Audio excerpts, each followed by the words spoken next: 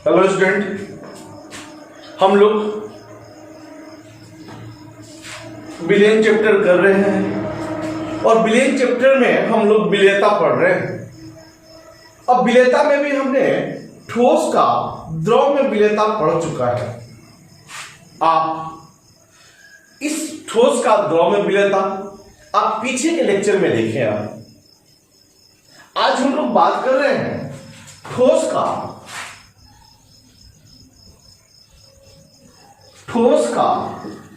ठोस में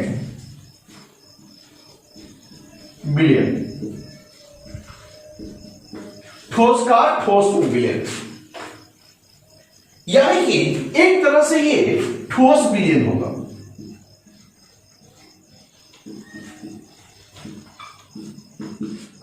बाबू ये ठोस विलयन होगा, दिमाग में बिठा लो, ये ठोस विलयन होगा। इसमें विलय भी ठोस होगा और विलायक भी ठोस होगा।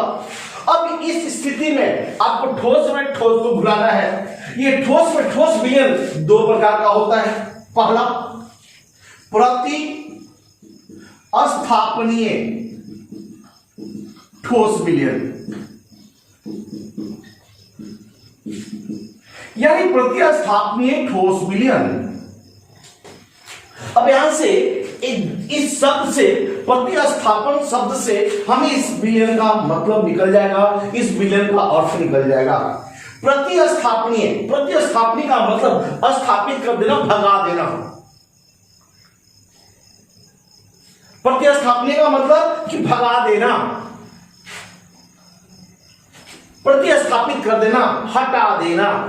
यानी ऐसा विलयन जिसमें एक कण को दूसरे कण के द्वारा हटाया जाएगा। जानते हैं इस तरह का विलयन हम लोगों के देश में तब बनाया जाता था जब यूरोप में लोग कपड़े पहनना नहीं जानते थे। यानी ये ठोस विलयन हमारा बहुत ही आदि के समय का है। इसमें होता क्या है, आप एक विलायक लेते हैं,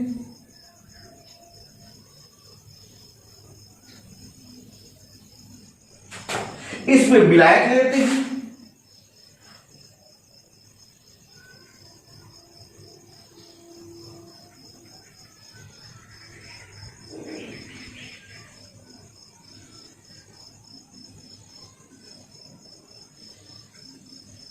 और मान लें कि ये हमारा विलायक है।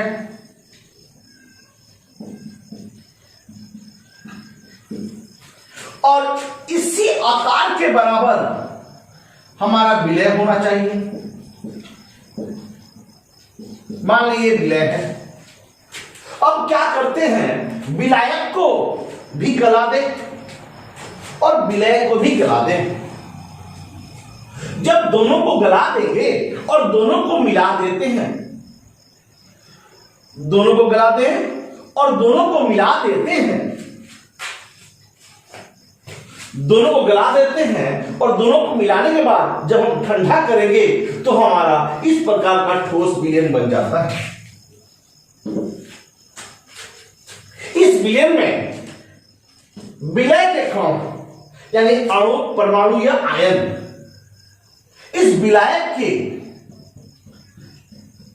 अणु, परमाणु या आयन को उसके जालक से प्रतिस्थापित कर देता है। और चूंकि यह प्रतिस्थापित करता है इसलिए इस विलयन का नाम है प्रतिस्थापनीय ठोस विलयन। यदि किसी ठोस के परमाणु,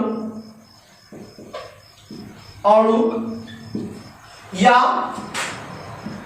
आयन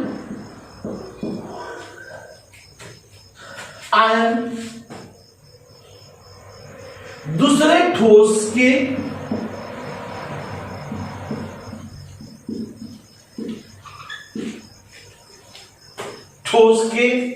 अणु दूसरे ठोस के अणु, परमाणु या आयन को दूसरे ठोस के अणु परमाणु या आयन को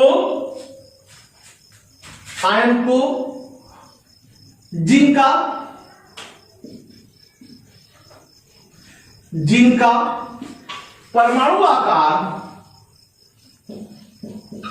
परमाणुिक आकार समान होता है को उसके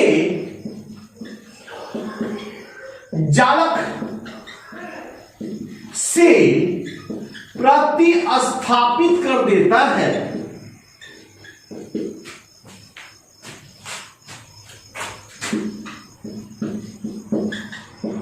तो प्राप्त विलयन को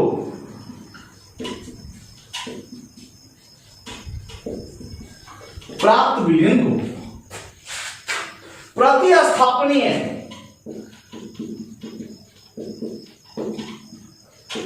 ठोस विलयन कहते हैं। यानी कि प्रतिस्थापनीय ठोस विलयन में क्या होगा कि दोनों का आकार लगभग समान होगा। यदि इसके जालक से ये इसके परमाणु हटा देते हैं, यदि किसी ठोस के परमाणु अणु या आयन को दूसरे ठोस के अणु परमाणु या आयन जिनका परमाणुिक आकार समान होता है को उसके जालक से प्रतिस्थापित कर देता है, तो प्राप्त विलयन को प्रतिस्थापनीय ठोस विलयन कहते हैं। यानी कि ये दोनों का आकार बराबर होगा। ये क्या करेगा, इसके जालक से यहां के परमाणु हटा दिया, यहां का परमाणु हटा दिया, यहां का परमाणु हटा दिया, इन जगह के परमाणु को हटाकर उनकी जगह को ले लेता है। और ऐसे जब जगह ले लेता है तो प्रतिस्थापनीय ठोस विलयन का प्राप्त हो जाता है। जैसे आप कांसा समझते हो, पीतल समझते हो, स्टील समझते हो,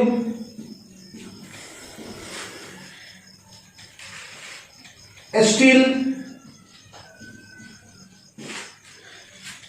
मोनेल धातु, मोनेल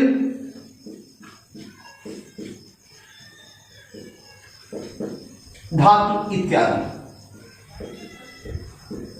यानी कि एक काम करते हैं, जितने भी मिश्र धातु होते हैं सभी मिश्र धातु जो हमारे होते हैं वो प्रतिस्थापनीय ठोस विलयन होते हैं। आप इसे नोट कर लो।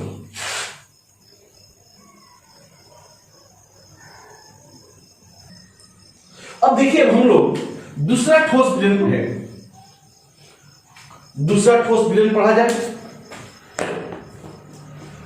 अंतरकाशी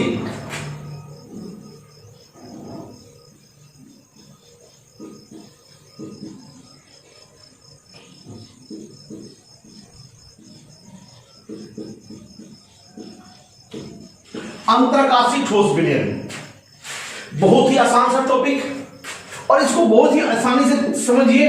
और इस पे एनसीईआरटी का क्वेश्चन नंबर 2 है, अब टेस्ट का अभ्यास का इसमें क्वेश्चन नंबर 2 डाला है। इसको ढंग से समझिए। देखिए अंतरकाशी ठोस विलयन क्या होगा, इसमें क्या होगा, ये हमारा एक जालक है, ठोस है। इस ठोस में उस जालक में जो परमाणु का आकार होगा वो बड़ा होगा।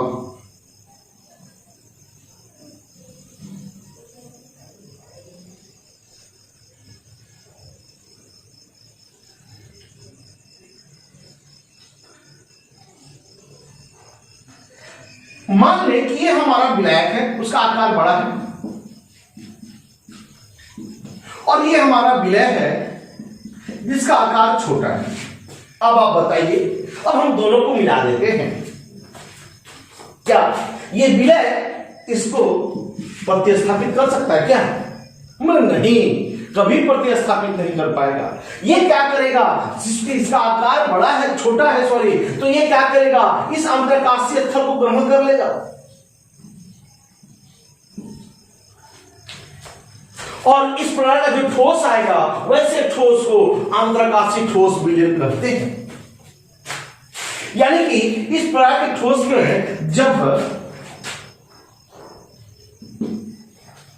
जब किसी ठोस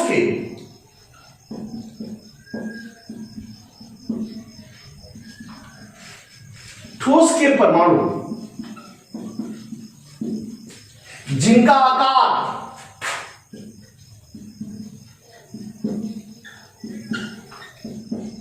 छोटा होता है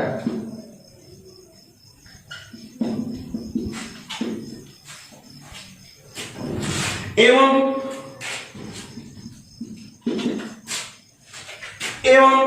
दूसरे ठोस के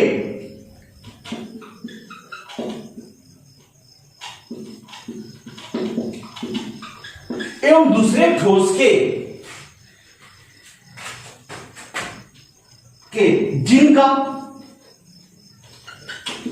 आकार परमाणु आकार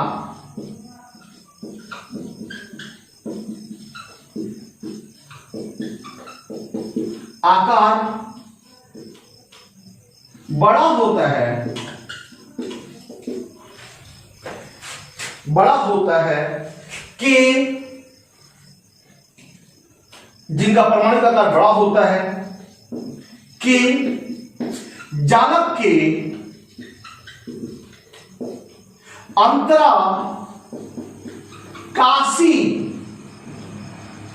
अंतराकाशीय जो रिक्त स्थान बचा, रिक्तियां, जिसे हम लोग रिक्तियां भी कह सकते हैं,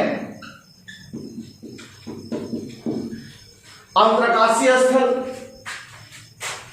रिक्तियां को ग्रहण करता है, रिक्तियां को ग्रहण करता है, तो प्राप्त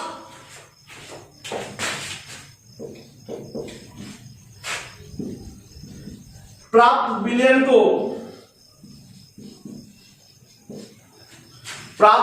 को अंतरकाशीय ठोस विलयन कहते हैं।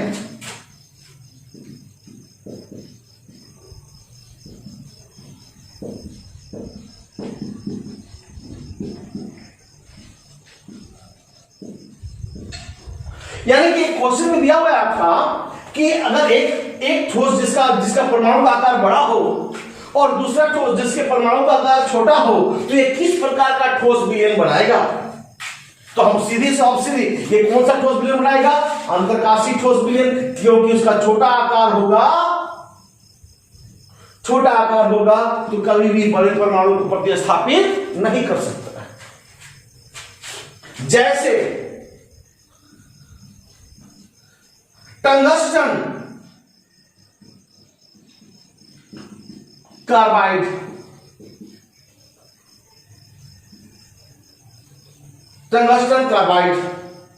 WC, जिसमें टंगस्टन FCC जालक बनाता है,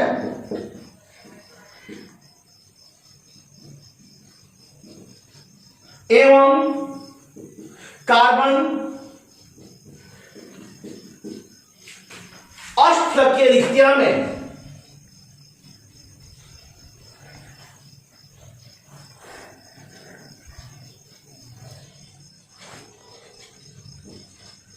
उपस्थित होता है।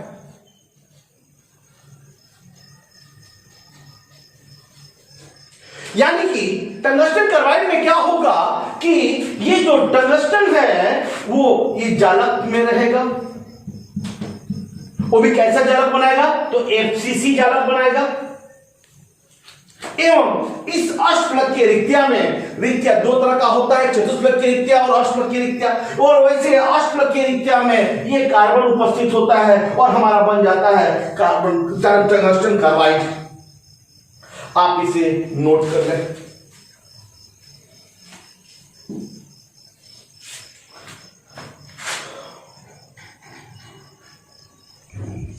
अच्छा, अब हम लोग तीसरा प्रियता पढ़ा जाए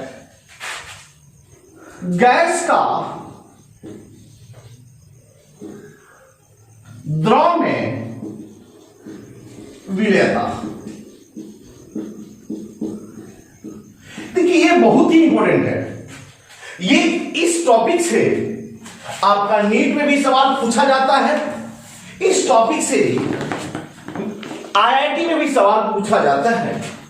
आप इसे ढंग से सुने। अब देखिए जैसे मान लो कि ये हमारा एक द्रव है,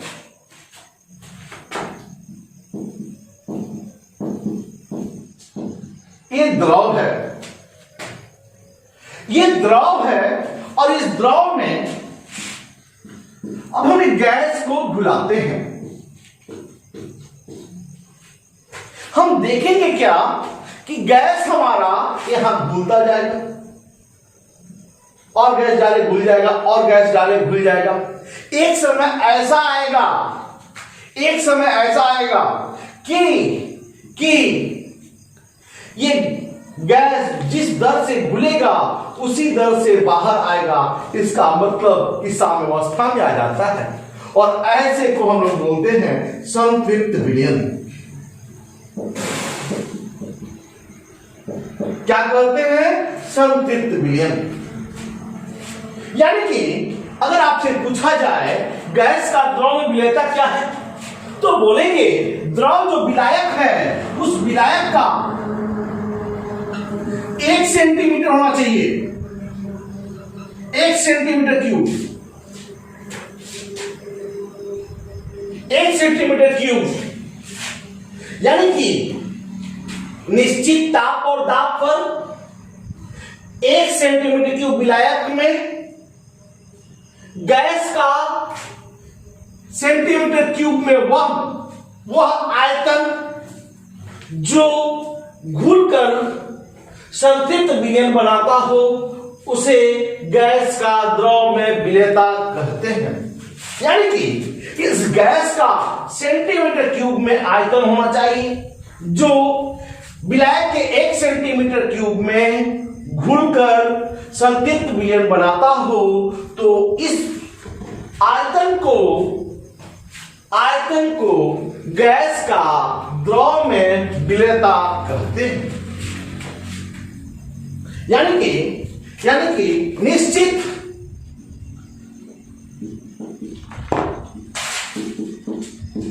ताप एवं दाब पर,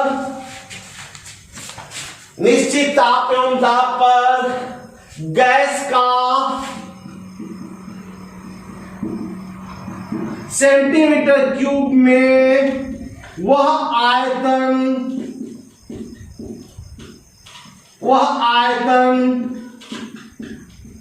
जो 1 सेंटीमीटर क्यूब विलायक में घुलकर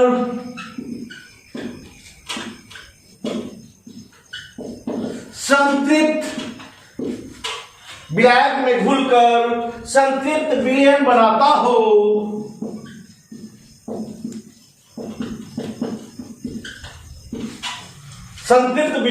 हो उसे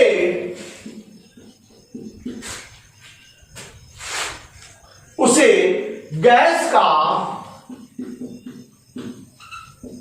द्रव में विलयता कहते हैं। यानी कि ये क्या होना चाहिए? विलायक 1 सेंटीमीटर क्यूब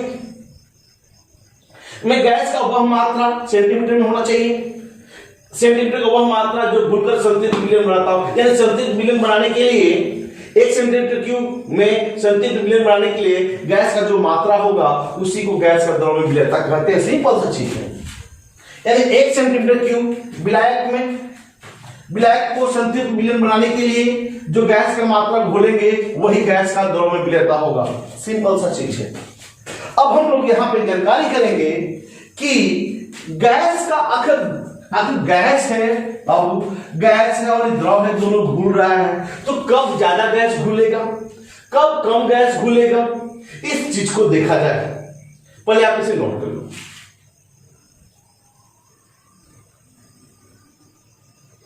अब देखिए, इस गैस का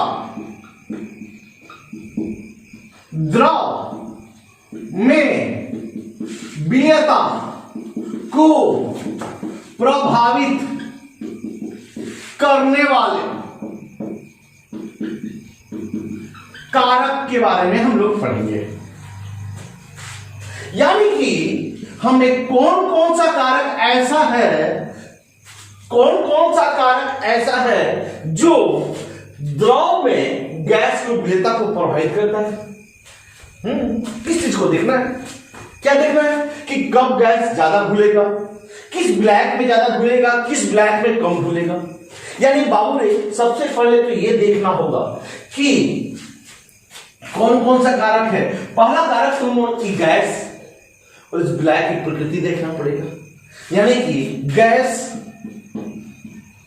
तथा विलायक की प्रकृति देखना होगा। गैस तथा विलायक की प्रकृति, यानी कि दोनों की प्रकृति कैसा होगा, दिमाग में बैठा लीजिए। वैसे गैस जो आपस में अभिक्रिया करते होंगे विलायक होंगे, जो गैस आपस में अभिक्रिया करेंगे वो विलायक होंगे। अब दिमाग में बैठाना। दूसरा